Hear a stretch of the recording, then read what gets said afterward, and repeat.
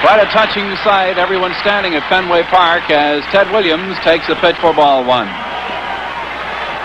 And they remain standing here for the most part at Fenway Park as Williams hits probably for the last time in a Boston uniform in this ballpark. There's a drive to deep right center. This may be gone. Brett way back there watching. Home run, Ted Williams. I wanted to play baseball at the exclusion of everything else. I suppose somebody along the way wrote that I was a loner. Some of them carried it on through my career just because it was a start that way. And they referred to me as a loner, and I suppose there's some truth in it, but I'm not that much of a loner.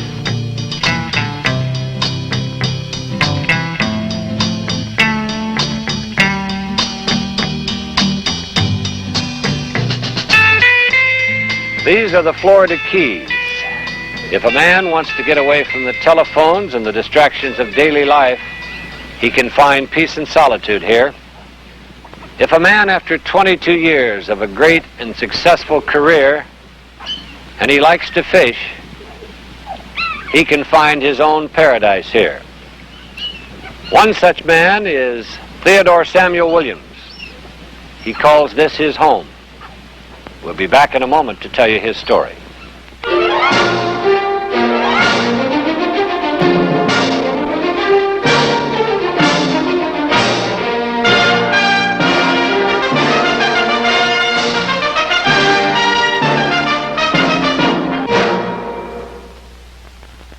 The Ted Williams Show, brought to you by the top two savers from Chevrolet, Chevelle and Nova, the top two from the top team.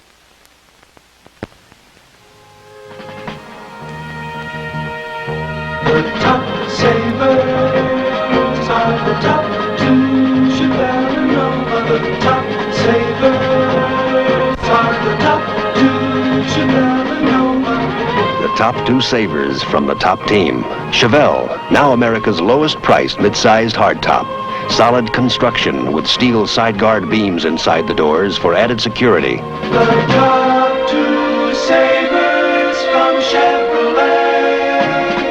The top savers are the top two, Chevelle and Nova. Nova, priced smaller than its size. The not too small car that gives you room, ride, and value the minis can't match. Nova and Chevelle, the top two savers at your Chevy dealers now. The top savers are the top two, Chevelle and Nova. The top. Certainly it's something that I love to do, is to get in the boat and away I go. I'm sure that I enjoy that at times more than being with people. You think we'll ever have another 400 hitter? Well, I've always said that I thought that there would be another 400 hitter. I don't know whether I'm going to live long enough to see it because I've been saying this for 30 years now. And I still believe it can be done. I got back in the mix last summer and I saw the pitching. I had been hearing for 8 years about what had happened to all the pitching. And a funny thing happened in the spring, as a matter of fact, where a pitcher in spring training was in the dressing room. And I heard him comment. He says, "Boy," he said, "I really feel sorry for the modern hitters," he said, "facing all this good pitching." And I thought to myself, now this is really funny. And the funniest part of it is that this same pitcher didn't even make the ball club. But he'd been brainwashed as much as anybody else that the pitching today was everything. And I saw it last summer. I think the pitching is no better, no worse than when I played. I saw pitchers that looked delightful to hit at. And I saw pitchers that looked pretty damn tough. And and this was the same way when I was playing. And I think that it's a matter of the hardest single thing in baseball again, not being developed as much as it was, and that's hitting a baseball. The last day of the season, of course, and I was all set to hit, and I got up to the plate, and I kind of dug in. And Bill McGowan, one of the greatest umpires that ever lived, just as the pitcher was really getting set to pitch, he disrupted everything and walked in front of the plate, Nobody in the stands knew that he had done this. And he wiped the plate. And he said, in order for anybody to hit 400, he said, you've got to be loose. So Frankie Hayes was the catcher. And just prior to this, he said, Ted, he said, we're not going to give you anything. He said, Mr. Mack said, we're going to pitch to you. We're not going to try to walk you. The game started, and the first ball I hit, and gee, I whistled one right by him. Gee, I really hit it on the nose. And, of course, that took a lot of tension away because I was, hit first time up. Pretty good hit to get. And the second time up, gee, I hit another blue darter into right field, and it was a line drive. Well, now I've got 2 hits, and one's a double. Well, I got 3 for 4 that game. The next game, I got 3 for 4 again. So I got 6 for 8 for the day, which put me over the 400, 406. In 1941, the American League is trailing when Ted Williams comes up in the last of the ninth. Claude Passo tries to protect the 5-3 margin of the National Leaguers. There are 2 on. Passo fires, and Williams connects solidly. It's gone into the second deck. A dramatic win for the American League, and Ted leaps up and down as he begins circling the bases.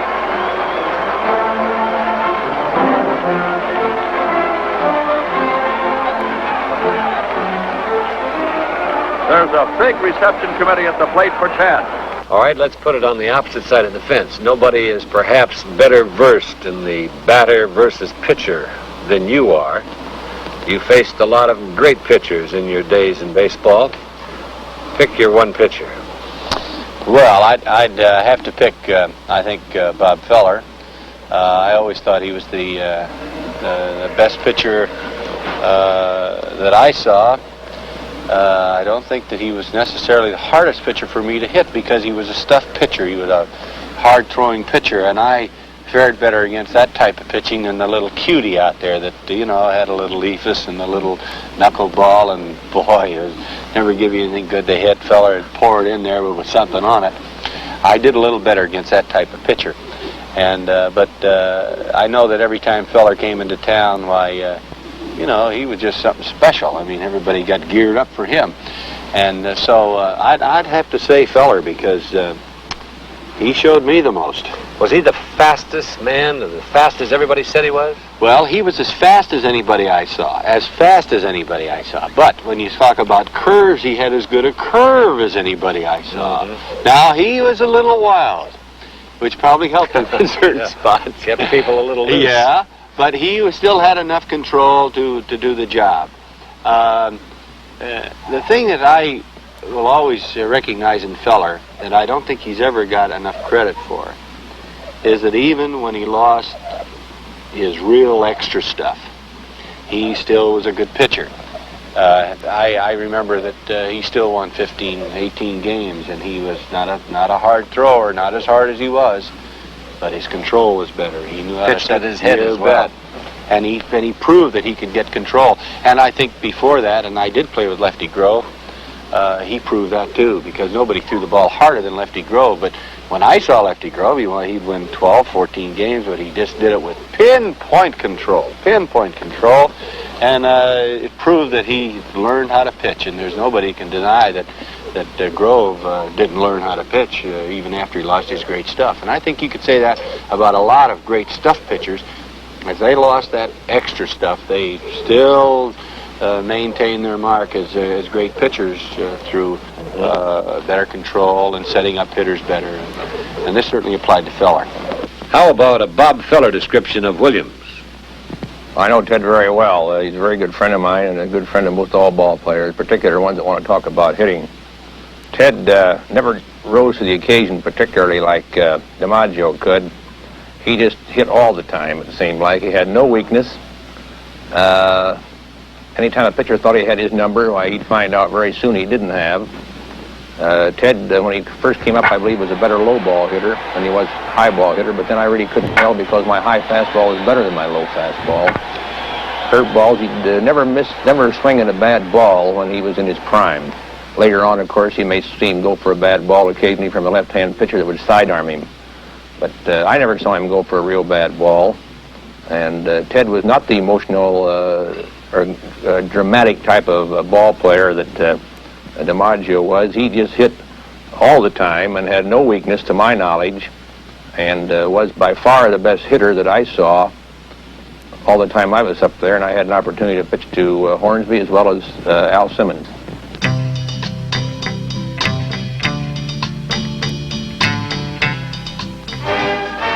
Like so many other young athletes, Ted Williams leaves his first love and enters the Marine Air Corps to serve his country.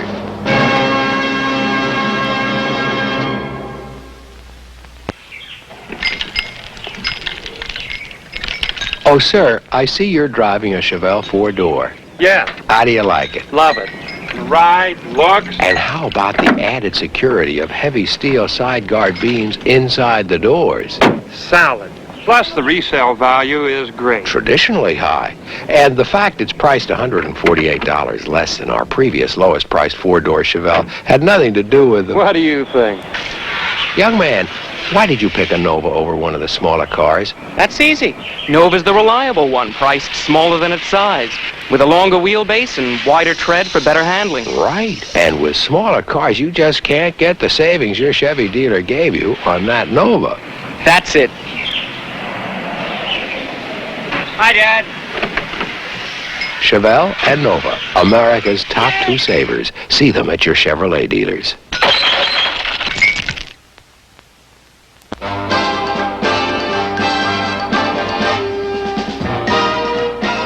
Having completed his military service in the Marines, Ted Williams returns to spring training in Sarasota, Florida, to sharpen his fielding skills and his great love, hitting the baseball. The 1946 World Series not far off. Attention was turned to Boston's Fenwick Park. July 9th, a capacity crowd filled the park to see the pick of the major leagues in the 13th annual All-Star Game. Here's the starting infield for the National League team. Whitey Kurowski, third base. Marty Marion, shortstop. Red Schoendienst, second base. Johnny Mize, first base. And for the American League team, the starting infield, Ken Keltner, third base. Johnny Pesky, shortstop. Bobby Dorr, second base. Mickey Vernon, first base. And the opposing pitchers, Bob Feller, the strikeout king of the majors, and Claude Passeau, the dependable right-hander of the Chicago Cubs. In the National League half of the first inning, Red Schoendienst grounded out to Mickey Vernon. In the American League first, with two men out, Ted Williams walked.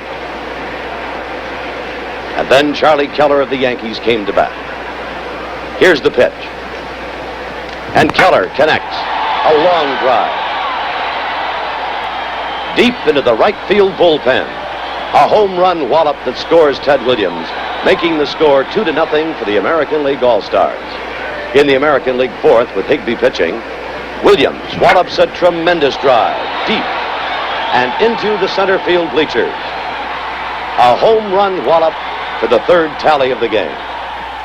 Rip Sewell was having an outstanding year.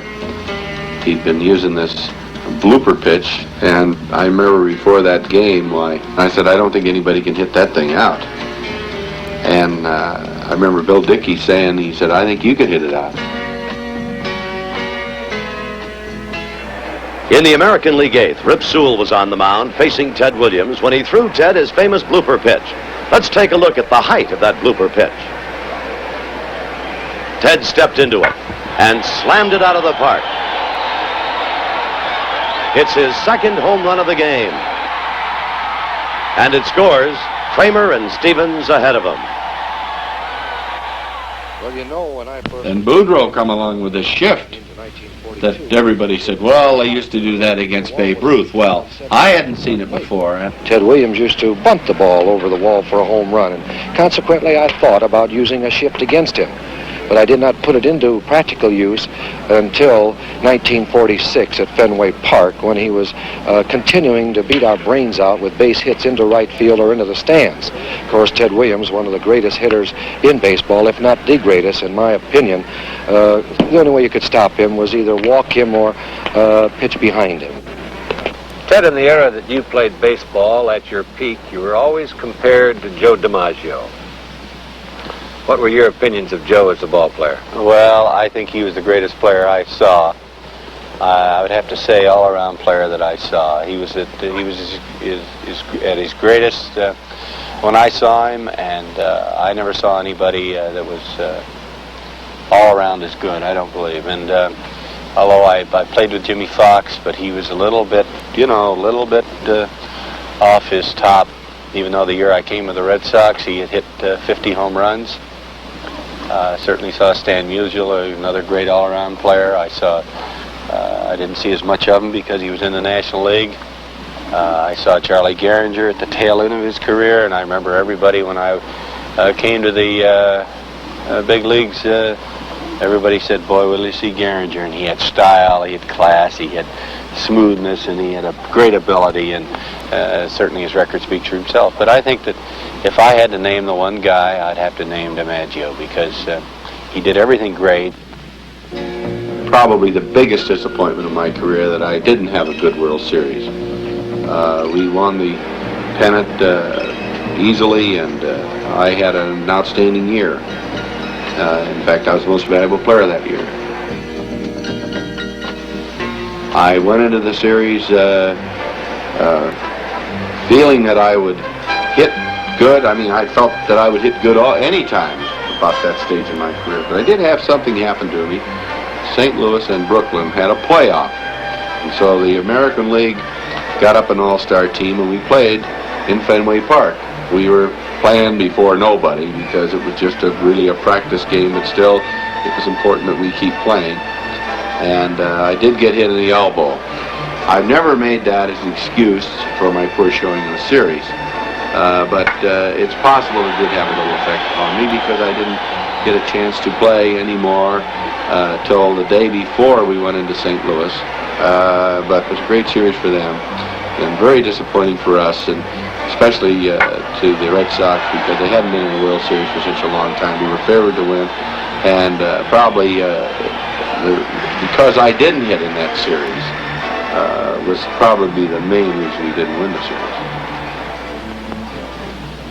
Many times during your baseball career, I felt that you were actually prevented from being the most valuable player, possibly because of some of the altercations you had with a few knights of the press box, as you so dubbed them. Yet here in your first year back as a manager, you're the manager of the year, and it's a credit that is well deserved. You thought about that? Well, I was really surprised, and I certainly am. I got to be happy about this. To think that they did so honor me like this, but I maybe because my suspicion of the press that I sometimes think that they've built me up to this point, possibly for a big letdown. I don't know, but I was surprised that I was given as much consideration in view of the fact that Earl Weaver, for example, took the Baltimore club, and they didn't win it the year before. Mm-hmm. And they just devastated our league last year. I mean, nobody could beat them, and they came through and won the American League Championship in such great style that I thought that he would get more consideration, certainly. So it was a little surprising to me that I was picked as the manager of the year in the American League.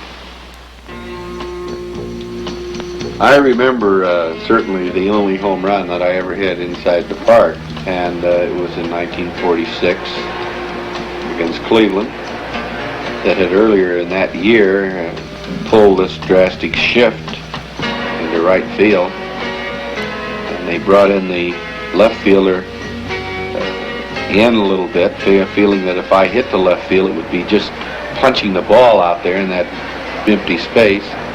This particular game, I did hit one hard, real hard in the left center, and of course way over the left fielder's head.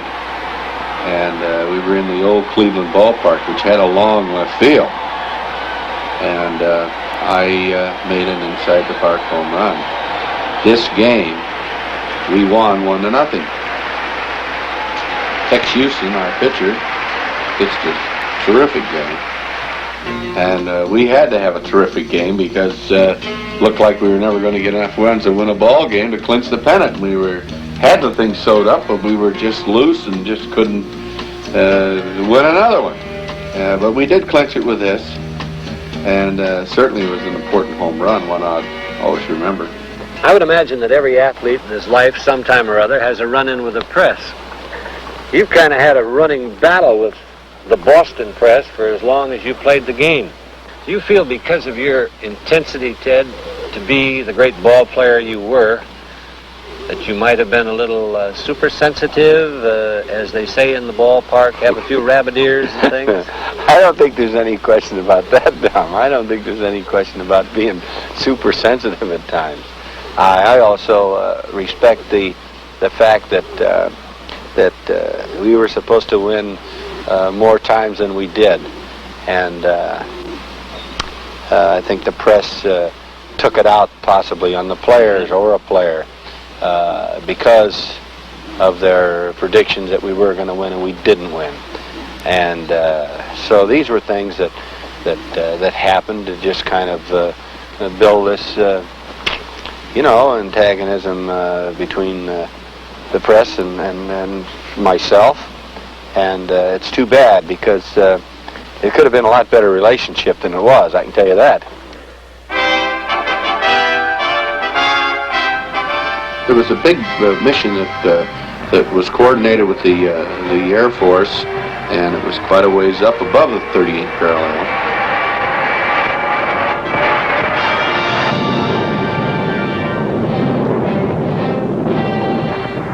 I got too low. Well, anyway, I did get hit with ground fire, small arms. I started to climb, and I started to get back over towards our lines.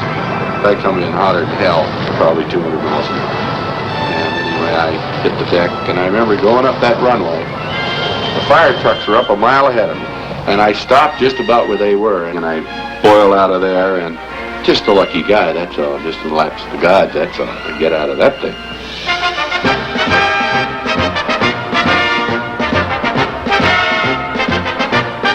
Having completed serving his country for the second time in the Marine Air Corps, Ted Williams once again prepares to return to play baseball.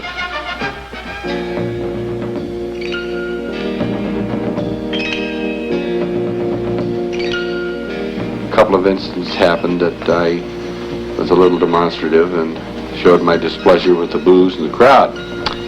Once I expectorated and caused quite a stir, and it was fined, and promised Mr. Yawkey that I wouldn't do anything like that again, and I was even ashamed of myself. But I really was put on the ban by the writers. The next night was one of the biggest crowds that they'd had in Boston because it was the first family night. One of the greatest thrills I ever got in baseball was the ovation that I got the first time up that night. And it just so happened that it was one of the greatest ovations I ever got, and it was such a sincere thing. It certainly made me think about how wrong I had been about the fans, and that I made up my mind then and there the fans were for me. Ted, what makes a good hitter? This is the first step in making of a good hitter. You should get a bat that feels good in your hands, one that's light enough for you to handle. Get a good firm grip on the bat, and then try to be as quick as possible with your hands and wrists. Practice all the time. Swing, swing, swing. Practice, practice, practice. Good position in the batter's box seems awfully important to me. It's just one of the simple fundamentals you've got to work out for yourself if you want to be a really good hitter. Another important fundamental is your stance. Here it's balance that counts. You shouldn't be too far forward or too far back, but on the balls of your feet with your weight evenly distributed. This way you can react better, keep your balance better during the whole swing. You've heard a lot about natural hitters. Well, the natural hitter has probably worked longer and harder than anybody else. There's no shortcuts. And don't be afraid to choke up a little. You'll have better control that way, with no loss in distance. But always be quick with those hands and wrists.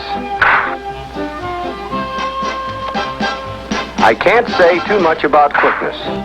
The quicker you are with the bat, the longer you can wait.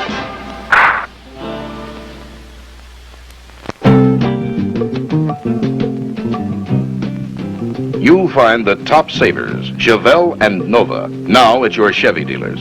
Yes, right now, your Chevy dealer is offering savings on either one of these top 2 sellers in their field. First, there's Chevelle, America's lowest priced mid-sized hardtop. Priced $147 less than our previous lowest priced hardtop. The sporty car with a solid construction of body by Fisher. Then there's Nova, the reliable one, priced smaller than its size. America's favorite not too small economy car with a longer wheelbase and wider tread for better handling. See your Chevy dealer and find out why Chevelle and Nova, the top sellers in their field, are the top savers in their field. It's Chevrolet's way of putting you first. Twice. Chevelle and Nova, now at your Chevy dealers. Certainly my big concern was hitting the ball. Boy, I knew if I hit the ball, that was going to take care of a lot of things. And certainly I could do the hardest thing to do in baseball, the easiest. And the easiest thing in baseball I neglected too much. And as a result, I got tabbed as not a very good outfielder. And in fact, during most of my career, I was a pretty good outfielder.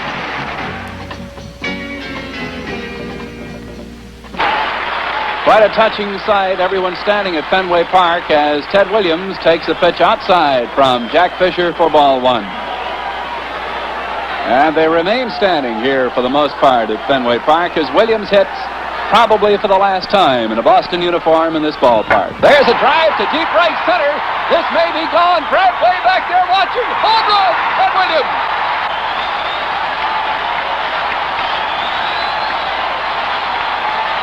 Well, if you had written it that way, nobody would believe it, so I even tried.